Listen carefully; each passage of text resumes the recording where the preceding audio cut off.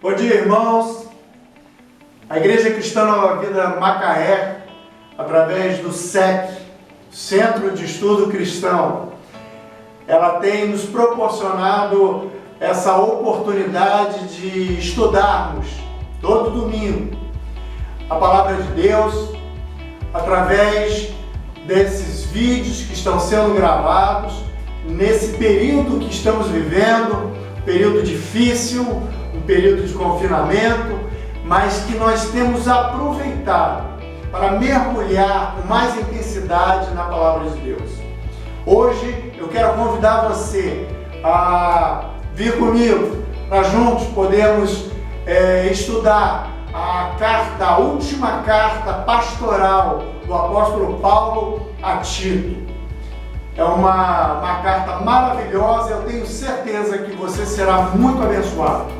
Vamos lá? Vem comigo, irmão.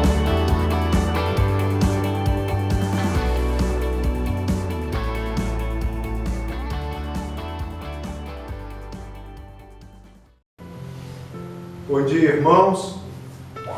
Estudaremos hoje a carta de Paulo a Tito, a última carta pastoral do apóstolo.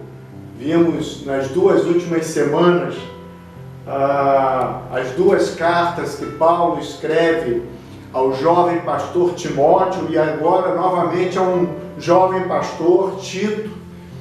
Ele escreve uma carta e para que nós possamos entender o contexto dessa carta, precisamos entender que Creta, a igreja de Creta, foi uma das igrejas em relação à qual Paulo demonstrou uma preocupação muito grande em relação à organização da igreja e à vida dos crentes que compunham aquela igreja.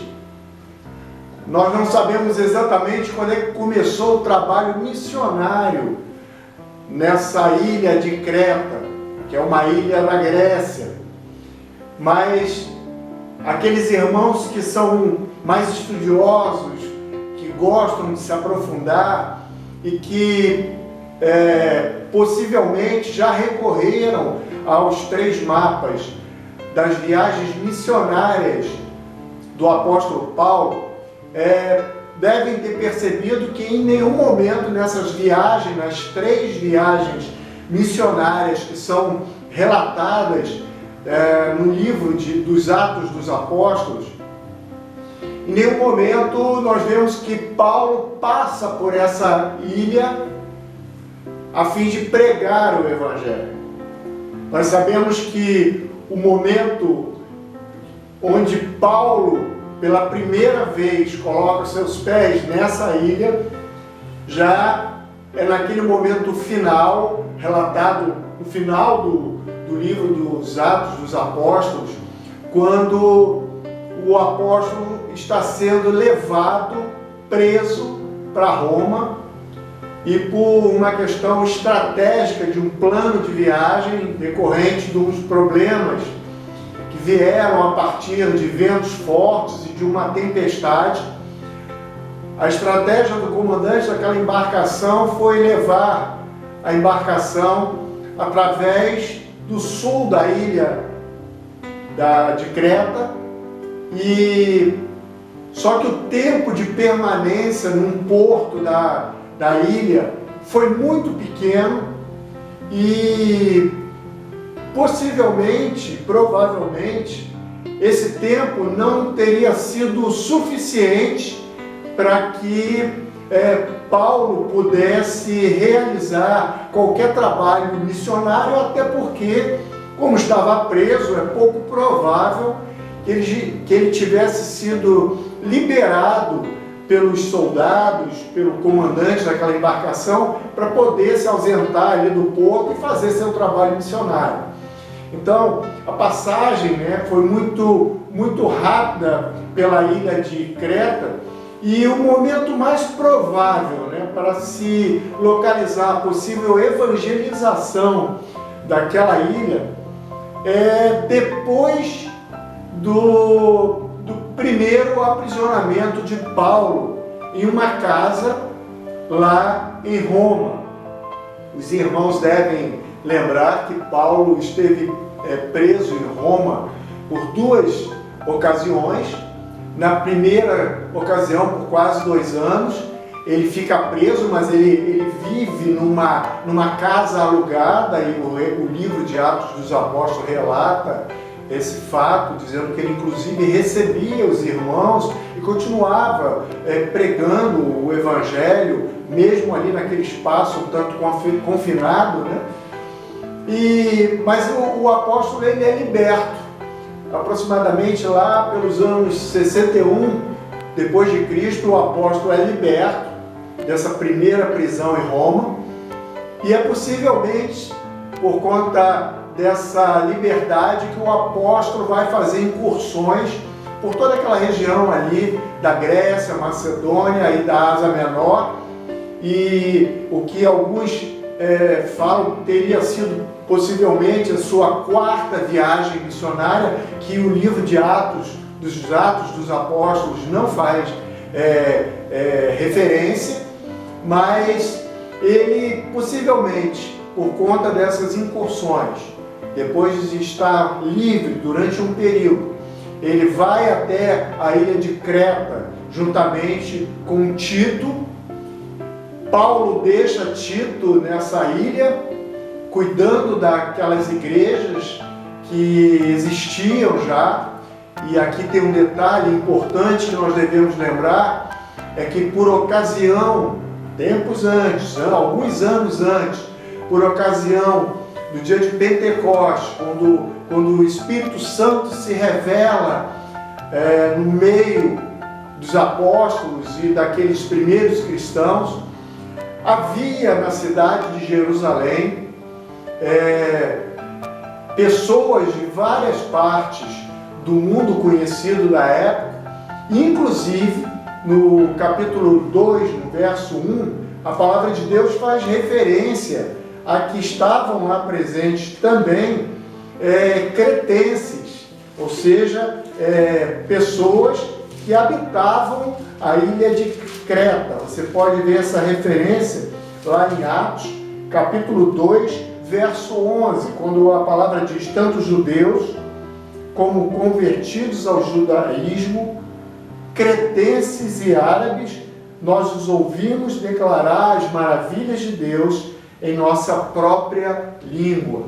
Então, Atos, Lucas faz referência à existência de pessoas que ouviram pela primeira vez a palavra de Deus, possivelmente logo após, com aquela pregação maravilhosa de Pedro, e esses que se converteram teriam voltado para a sua terra natal, e a partir daí o Evangelho começa a ser conhecido. Mas precisamos entender que, em termos de uma viagem missionária que chega àquela ilha, a primeira vez que ocorreu foi quando Paulo, possivelmente Paulo, nessa sua 4ª viagem missionária, juntamente com Tito, chega à ilha. E ele deixa Tito nessa ilha, parte para a Macedônia, e lá na Macedônia e na região da Grécia, ele toma conhecimento das heresias que estão acontecendo na igreja de Éfeso, e Timóteo fica em Éfeso para tratar dos problemas doutrinários daquela igreja. O que a gente sabe é que, posteriormente, Paulo é aprisionado novamente, a sua 2ª prisão em Roma, e que já não tinha mais esperança de livramento, como nós vimos lá no capítulo 2 de Timóteo, na 2ª carta de Timóteo, no capítulo 4, nos versos de 6 a 18, quando o apóstolo declara, a sua percepção de que a sua morte está próxima. E isso de fato ocorreu algum tempo depois. O apóstolo possivelmente foi decapitado, cerca de alguns quilômetros fora da capital, da cidade de Roma, e a igreja de Creta deve ter sido, por isso, uma das últimas igrejas fundadas por Paulo em seu ministério. Precisamos perceber que a situação dessa igreja era bastante complicada, porque a ilha de Creta ela era famosa e é famosa até hoje por ser um lugar muito belo, muito bonito, e, no entanto, a população que habitava aquela ilha era uma população corrupta. E isso tinha influências pesadas sobre a igreja que já existia. Paulo escreveu, inclusive, em Tito, no capítulo 1, no verso de número 12, ele faz uma referência a respeito da fama daqueles homens daquela ilha de serem mentirosos. A gente vê que ele fala, em um dos seus próprios profetas, chegou a dizer: cretenses, sempre mentirosos, feras malignas, glutões e preguiçosos. Não eram qualidades, boas características que faziam a fama das pessoas que habitavam aquela ilha. Por essa razão, nós vamos perceber que Paulo faz questão de dizer, no capítulo 1 também, a partir do verso 5, da necessidade de que Tito pudesse escolher presbíteros para conduzir, para liderar, para tomar conta, para pastorear aquele rebanho, mas esses homens precisavam ser homens irrepreensíveis. Você vai ver essa palavra lá no versículo 6 do capítulo 1, quando Paulo diz: é preciso que o presbítero seja irrepreensível. E nós vamos notar que em alguns momentos, por exemplo, no capítulo 7, também há referência a bispo, e aí bispo, presbítero, pastor, seria uma pessoa que tivesse a capacidade de liderar aquele rebanho. O apóstolo Paulo, como falamos, deixou Tito naquela ilha, na ilha de Creta, com a difícil tarefa de, primeiro, como nós vemos logo no início da sua carta, com a difícil tarefa de escolher os líderes espirituais locais e organizar a igreja. Nós vemos isso nos primeiros 9 versículos.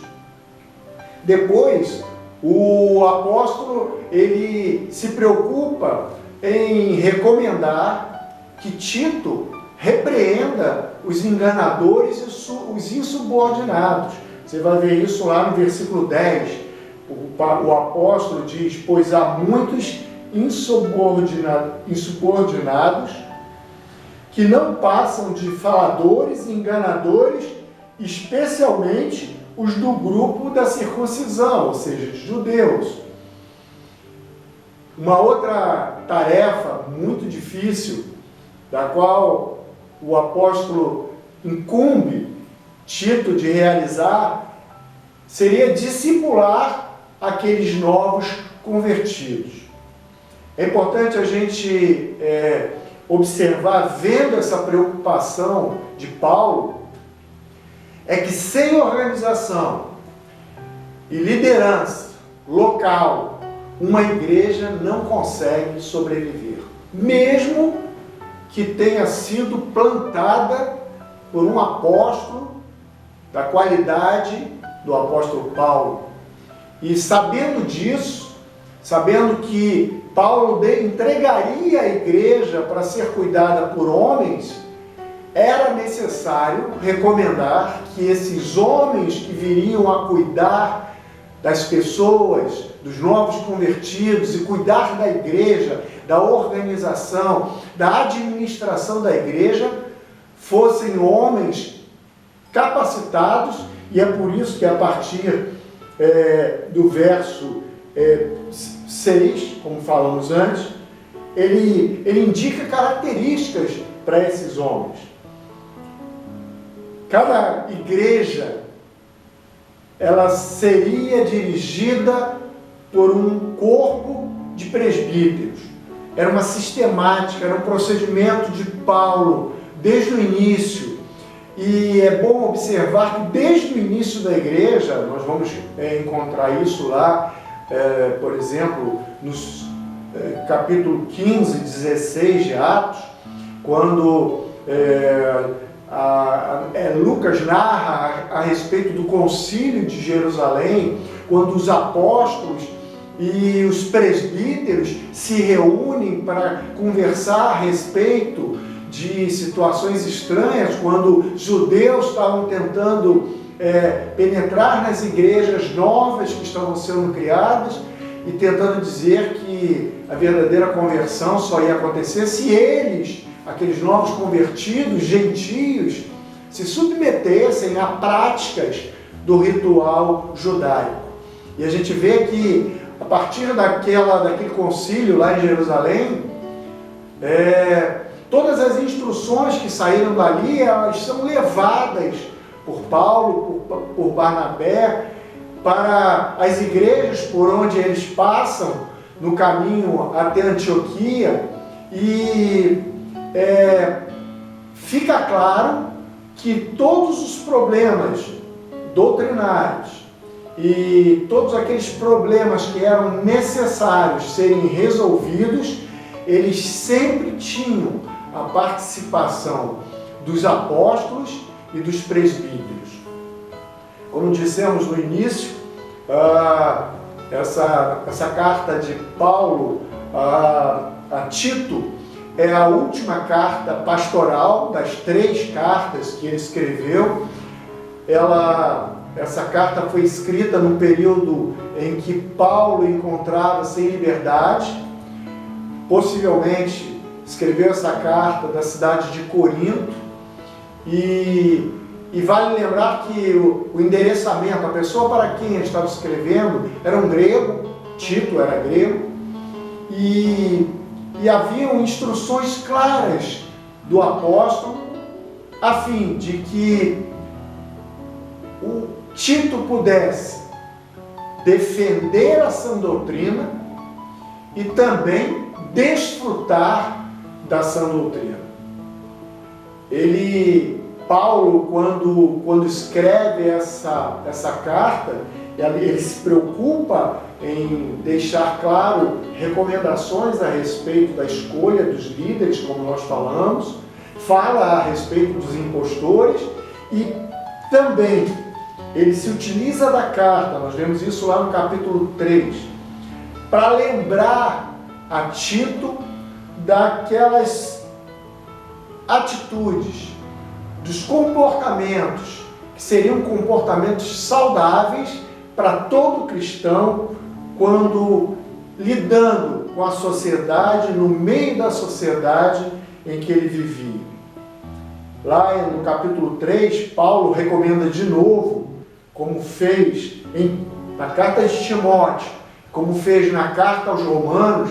Paulo de novo recomenda no capítulo 3, verso 1, para que Tito se lembre, esteja sujeito aos governantes e às autoridades. Novamente ele menciona. Ele fala a respeito da obediência, fala a respeito sempre prontos, o cristão sempre, aquele homem, Tito, e o cristão sempre pronto a fazer o que é bom.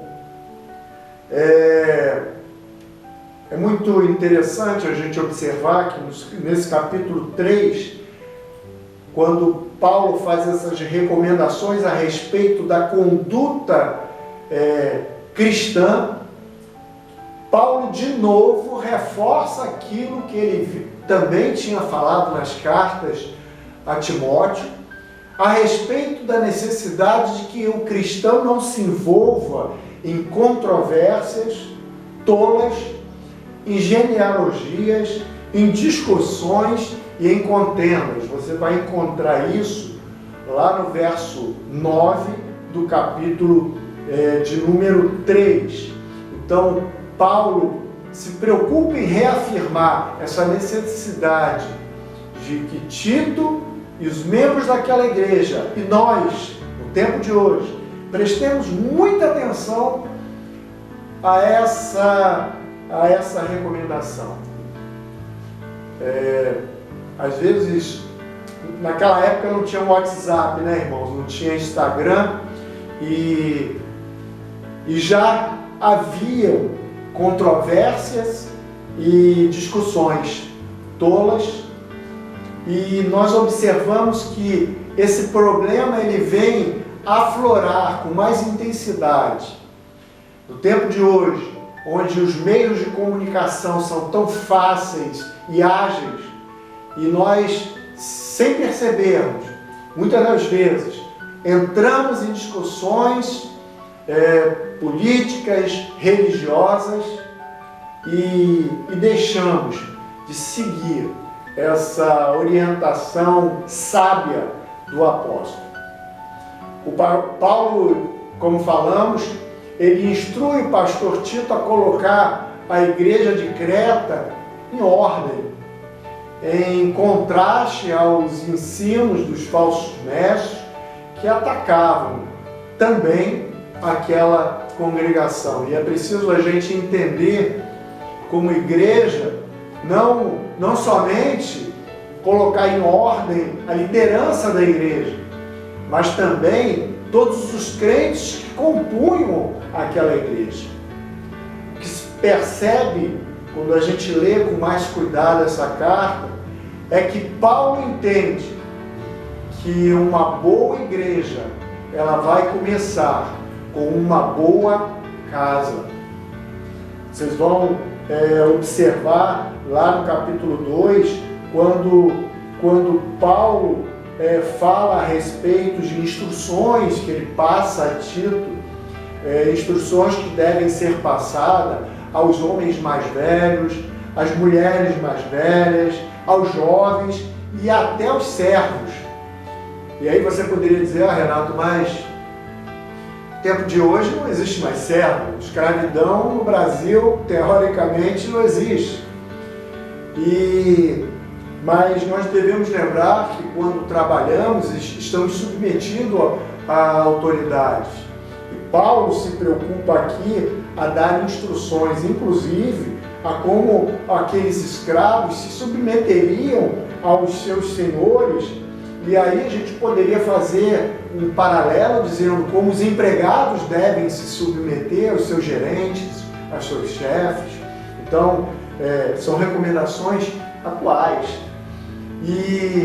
Mas é importante a gente observar que Paulo se preocupa com a casa, com o ambiente da casa como sendo aquele ambiente de onde procederá pessoas sadias que liderarão a igreja.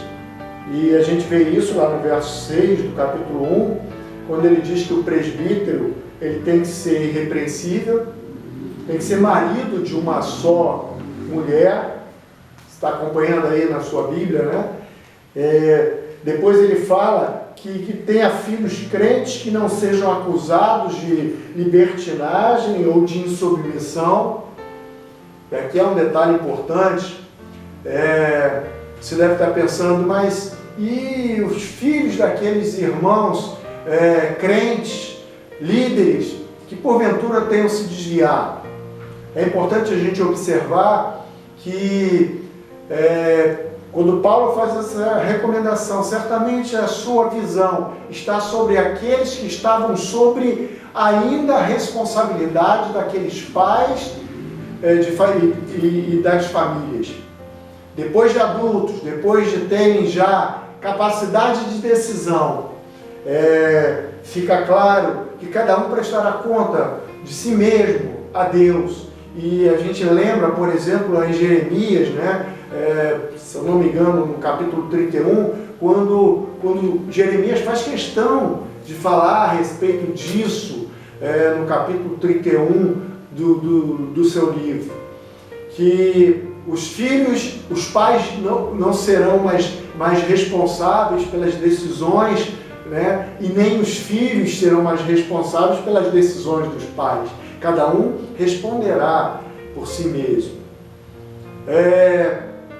Mas de qualquer maneira, fica claro aqui a preocupação do apóstolo para que os presbíteros e os bispos sejam homens irrepreensíveis, casados, maridos de uma só mulher, e que tenham filhos sob seu sujeição.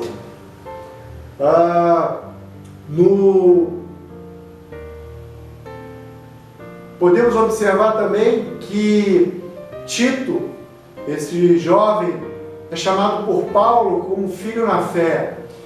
E como falamos antes, ele acompanha Paulo em algumas viagens, e Paulo designa Tito por uma missão pesada, séria. Os irmãos devem lembrar que foi Tito quem levou a carta de Paulo à igreja de Corinto, onde Paulo faz exortações e recomendações àquela igreja em função de alguns maus procedimentos. E é também Tito que leva a oferta aos pobres de Jerusalém. Você vai encontrar referência a isso na segunda carta de Coríntios, lá no capítulo, aos Coríntios, no capítulo 2, verso 13, no capítulo 7, verso 6, verso 13, no capítulo 8, verso 6, e no capítulo 8, versos 16 a 17 da segunda carta de Paulo aos Coríntios. Paulo confia nele, e a gente observa, lendo lá em Coríntios também, que a presença de Tito junto à igreja de Corinto foi uma presença importante. Ele foi bem sucedido na sua missão, e que ele era um homem enérgico, zeloso pela causa de Cristo. Você pode encontrar referência a isso lá na segunda carta de Paulo aos Coríntios, no capítulo 7, dos versículos 13 a 15. Percebemos que o propósito, como falamos, de Paulo ao escrever essa carta era a necessidade de colocar ordem na igreja, a necessidade de escolher presbíteros e homens irrepreensíveis que pudessem liderar aquela igreja. A preocupação também, o propósito também pela boa conduta no meio dos crentes, que eram grosseiros e difíceis, como nós já lemos antes, e também de avisar Tito de sua viagem e marcar um encontro, como encontramos lá no capítulo 3, no verso de número 12. O seu dever, a tarefa de Tito, no capítulo 1, verso 5, fica claro quando Paulo diz: a razão de tê-lo deixado em Creta foi para que você pusesse em ordem o que ainda faltasse e constituísse presbíteros em cada cidade, como eu o instruí. Havia também, além de um dever, havia também um desafio, que era calar aqueles falsos mestres e os repreender severamente. Tal como em Timóteo, Paulo, ele orientou o pastor Tito a constituir uma liderança local forte por meio de supervisores, homens que pudessem pastorear o rebanho. Lembrando de novo que quando falamos a palavra igreja, os irmãos devem lembrar que não existia um templo edificado como temos hoje, mas eram reuniões na casa dos cristãos e nas residências, e como se fossem grupos de vida, grupos de comunhão. O apóstolo Paulo preocupava-se com algumas classes de pessoas dentro da igreja e orientou Tito a como devia tratá-los. Então, como falamos também antes, Paulo deixa lá no capítulo 2, no verso 2, recomendações a respeito dos homens idosos. No capítulo 2, versos 3 a 5, recomendações acerca das mulheres idosas. Para os moços, recomendações estão nos versos 6 a 8 do capítulo 2. E para os servos, no capítulo 2, dos versículos 9 e 10. E para as pessoas em geral, no capítulo 3, nos versos 1 e verso 2. Se nós pudéssemos fazer um resumo teológico dessa carta, poderíamos dizer que Paulo deixa claro no início da sua carta, nos primeiros 4 versículos, qual era a sua posição. Fica claro quando Paulo abre a carta dizendo: Paulo, servo. Depois ele coloca qual era, além de servo, qual era a atividade como servo que ele ia desempenhar. Ele fala: servo e apóstolo de Jesus Cristo. E deixa claro quais eram as suas funções. No verso 1, no finalzinho, nós vemos ele falando a respeito de levar os eleitos de Deus à fé e a promover o conhecimento que se fundamentam na esperança da vida eterna. Então essa era a função dele, era promover a fé e o conhecimento para aqueles irmãos. Deixa claro também nesse capítulo 1, a sua visão de qual seria a garantia que ele teria pela execução desse trabalho. Lá no verso 2, nós vemos que ele diz: fé e conhecimento que se fundamentam na esperança da vida eterna. Essa era a garantia de Paulo, né? Essa era a esperança de Paulo. E como consequência disso, nós podemos ver lá no verso 4, quando, no finalzinho do verso 3, quando Paulo fala a respeito de fé, no verso 4, fala a respeito de fé, de graça e de paz, como consequência desse conhecimento pessoal de Paulo, de quem ele é, um servo. E a gente estranha, né, irmãos, como um homem que foi escolhido por Deus, um homem que desempenhou um papel tão importante no cristianismo, ele se colocar numa posição tão humilde, tão submissa, mas ele estava certo de que ele era servo de Jesus Cristo. Ele estava aprisionado a Jesus Cristo, mas o homem que se aprisiona de Jesus Cristo, ele obtém a maior das liberdades. E Paulo está consciente disso. E é por isso que, inclusive, lá em Gálatas, ele fala que foi para a liberdade é que nós fomos salvos por Cristo. O comportamento cristão também é uma ênfase de Paulo nessa carta, lá no capítulo 2, no verso 12, ele nos ensina a renunciar à impiedade, às paixões mundanas. Está acompanhando comigo, irmão? Vamos lá no verso 12 do capítulo 2, modo de vida do cristão: renunciar à impiedade, às paixões mundanas, a viver de uma maneira sensata, justa, piedosa nesta era presente, naquele momento, e nesta era presente, no momento que nós vivemos. Também deixa claro, com relação ao comportamento cristão, lá no capítulo 2, sobre a expectativa do cristão. E quando ele diz, enquanto aguardamos a bendita esperança, a gloriosa manifestação de nosso grande Deus e Salvador Jesus Cristo. Essa é a grande expectativa, a grande esperança do cristão. E ele, ainda com foco no comportamento cristão, ele deixa claro a obra de Cristo na vida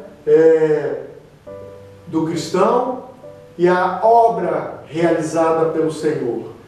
Ele diz lá no verso 14, ele se entregou por nós a fim de nos remir de toda maldade e purificar para si mesmo um povo particularmente seu, dedicado à prática de boas obras. E aqui vale um detalhe: nós não fomos salvos pelas obras que executamos. De novo, relembramos lá a carta de Paulo aos Efésios, no capítulo 2, verso 8, quando Paulo diz, pela graça sois salvos, mediante a fé, e isso não vem de vós, é dom de Deus, não vem de obras, para que ninguém se glorie. Não somos salvos pelas obras que realizamos. Mas por conta disso, devemos cruzar os braços e esperar o retorno de Jesus Cristo. Não, nós somos salvos para as obras.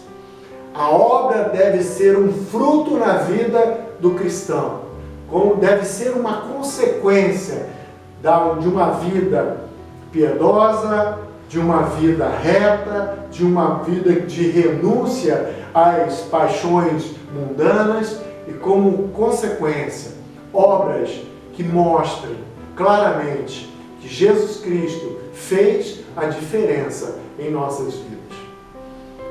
Paulo também, no capítulo 3, ele vai falar estamos aí lembrando os irmãos, nesse resumo teológico, nesse capítulo 3, ele vai falar a respeito da convicção da salvação. E Paulo, ele faz questão, de novo, como fez na carta de Timóteo, de relembrar quem nós éramos antes de conhecermos o Evangelho, antes de termos um encontro precioso com o Senhor Jesus. Lá no verso 3 do capítulo 3, Paulo diz, houve tempo em que nós também éramos insensatos e desobedientes, vivíamos enganados e escravizados por toda espécie de paixões e prazeres. E aqui vale um alerta para cada um de nós, para que tomemos muito cuidado com os juízos, os julgamentos que fazemos. Porque nós não podemos esquecer de forma nenhuma de quem nós éramos. E aí, irmãos, eu fico, quando eu falo isso, eu lembro que meu encontro com Jesus Cristo ocorreu quando eu era adolescente. Mas eu lembro perfeitamente de que Jesus Cristo entrou na vida da minha família e de uma forma maravilhosa. Transformou o pensar da minha mãe. Transformou a vida dela. E ela, que antes era uma mulher que já tinha, na procura por Deus, já tinha seguido vários caminhos, sempre com a intenção de tentar encontrar Deus, mas nunca tinha encontrado, porque só existe um caminho que pode nos levar a Deus, que é Jesus Cristo. Mas pela graça, pela misericórdia de Deus, Um dia alguém falou de Jesus Cristo para minha mãe e ela pôde entender e aceitar o Senhor como o único Senhor da vida dela. E todos aqueles caminhos antigos foram abandonados. E agora um novo caminho se abriu. E tudo se fez novo. E eu hoje estou aqui, irmãos, falando a você que está me assistindo. Lembrando que assim como Paulo recordou quem ele era, eu posso recordar também quem era a minha família, quem era meu irmão, quem era a minha esposa, quem era a minha cunhada. Que bênção, irmãos, que bênção. Quando o Senhor entra e faz diferença na nossa vida e muda de fato nosso viver, apesar de todas as nossas limitações. Mas Paulo também, ele deixa claro quem foi que fez essa transformação. Lá no versículo 4 ele diz: mas quando da parte de Deus, nosso Salvador, se manifestaram a bondade e o amor pelos homens. Foi a bondade, a misericórdia, a graça que nos transformaram. E no versículo 5 ele diz: não por causa dos atos de justiça por nós praticados, mas devido à sua misericórdia. Ele nos salvou pelo lavar regenerador e renovador do Espírito Santo, que Ele derramou sobre nós generosamente. Aleluia! Nós fomos atingidos. Ele no versículo 7 diz: Ele o fez a fim de que, justificados por sua graça, nos tornemos seus herdeiros. Aleluia, irmãos, aleluia. Nós fomos feitos filhos. Nós não somos mais gentios. Glórias a Deus. Nós fomos feitos filhos e recebemos a esperança da vida eterna. Nós precisamos, irmãos, lembrar que Paulo, ele vai falar a respeito dos falsos mestres, como falou na carta a Timóteo, e traça um perfil desses falsos mestres que eram homens insubordinados, faladores, enganadores, impuros, abomináveis diante de Deus, desobedientes, conheciam até a palavra, mas eram desobedientes. E você pode encontrar referência a esse perfil que Paulo traça desses falsos mestres, lá no capítulo 1, a partir do verso 10 até o verso 16. E esses falsos mestres, eles, usando de todas essas péssimas características, eles pervertem casas inteiras, famílias. Está lá no capítulo 1, verso 11. Eles ensinam o que não deve, também nesse versículo 11. E eles dizem falsamente conhecer a Deus, como está escrito lá no capítulo 1, verso 16. A tarefa, dura tarefa de Tito, era calar esses homens e repreendê-los. No verso 13, Paulo diz claramente para ele: portanto, repreenda-os severamente, para que sejam sadios na fé. Paulo não queria que aqueles homens se perdessem, mas era necessário, para que isso acontecesse, para que eles se tornassem sadios na fé, era necessário que eles fossem severamente repreendidos.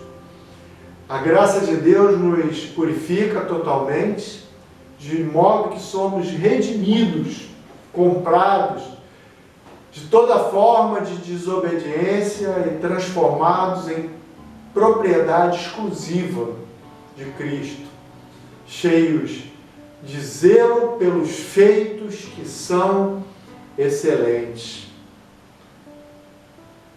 A obra divina e redentora de Cristo é lindamente expressa por Paulo, lá no capítulo 2, nos versos 13 a versos 14, quando ele diz que enquanto aguardamos a bendita esperança, a gloriosa manifestação de nosso grande Deus e Salvador Jesus Cristo, Ele se entregou por nós, a fim de nos remir de toda maldade e purificar para si mesmo um povo particularmente seu, dedicado à prática de boas obras.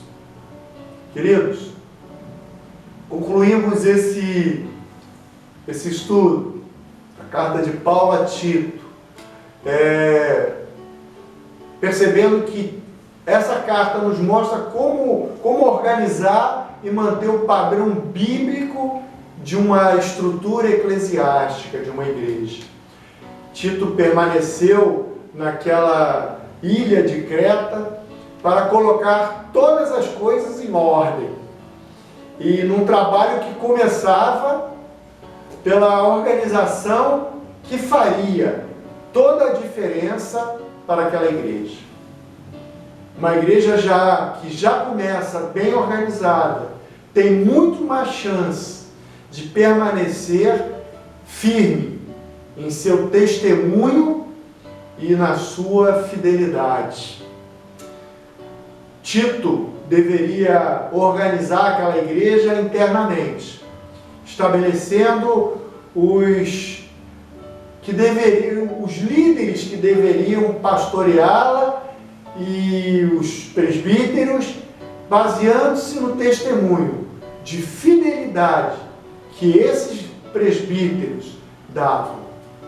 Em seguida, Tito deveria colocar em ordem, ajudar a colocar em ordem as casas dos cristãos daquela comunidade, para que aquelas famílias dessem bom testemunho perante a sociedade. E por fim, Tito deveria instruir aqueles crentes a se portarem perante a sociedade de maneira a honrar a palavra de Deus. Paulo, em sua grande sabedoria que vinha do alto, depois de já ter fundado diversas igrejas em seu ministério, nesse final de vida, ele elabora essa carta e ele sabia que uma igreja bem organizada tinha melhores condições de fazer diferença, vivendo com coerência o evangelho que ela prega. Irmãos, precisamos sim ter uma igreja espiritual, uma igreja que pregue a palavra, uma igreja que tenha amor à sã doutrina, mas não devemos esquecer nunca toda essa parte de organização e de administração da igreja, que é importante sim para o bom funcionamento do corpo de Cristo. Devemos nos submeter e orar pelos nossos líderes, pelo nosso pastor, pela nossa liderança. Sabemos que as investidas de Satanás sobre a vida destes é pesada, e por isso devemos cobri-los com as nossas orações.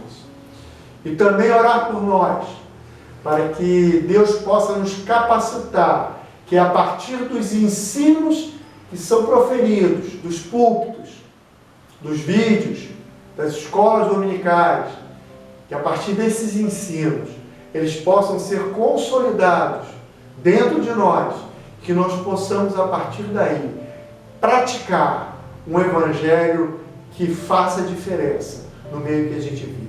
Amém, irmãos? Semana que vem estudaremos a carta de Paulo, a última carta de Paulo, a carta a Filemon. E espero você para que possamos juntos mergulharmos nessa maravilha que é o conhecimento da palavra de Deus. Amém? Deus abençoe você.